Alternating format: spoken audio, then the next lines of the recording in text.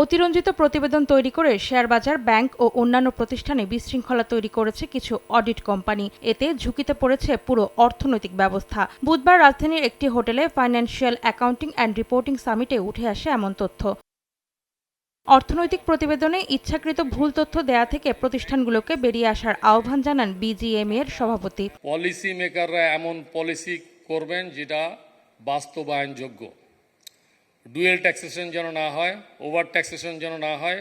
এই বিষয়গুলো যদি দেখেন তাহলে সবাই স্বচ্ছ অ্যাকাউন্টিং তৈরি করার ক্ষেত্রে অনুপ্রাণিত হবেন। প্রধানমন্ত্রীর অর্থ ও পরিকল্পনা উপদেষ্টা বলেন, ইচ্ছাকৃত ভুল তথ্য দেয়ায় ক্ষতিগ্রস্ত হচ্ছেন বিনিয়োগকারীরা, এতে ভুগছে অর্থনীতি। ভুয়া আর্থিক প্রতিবেদন দেখে হাজার হাজার মানুষ পুঁজিবাজারে টাকা হারিয়েছে। পরে দেখা গেছে যে সেই কোম্পানিগুলোর প্রকৃত অবস্থা একেবারেই অন্যরকম।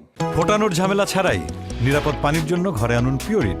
কল করুন 16627।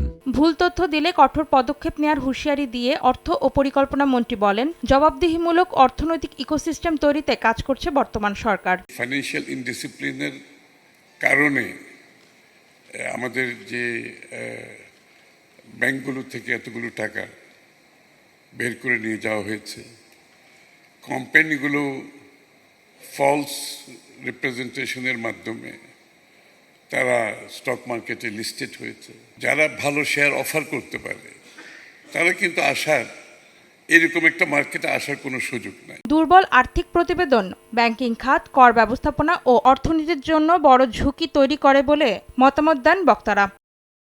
অন্তরা সেন, সময় সংবাদ, ঢাকা।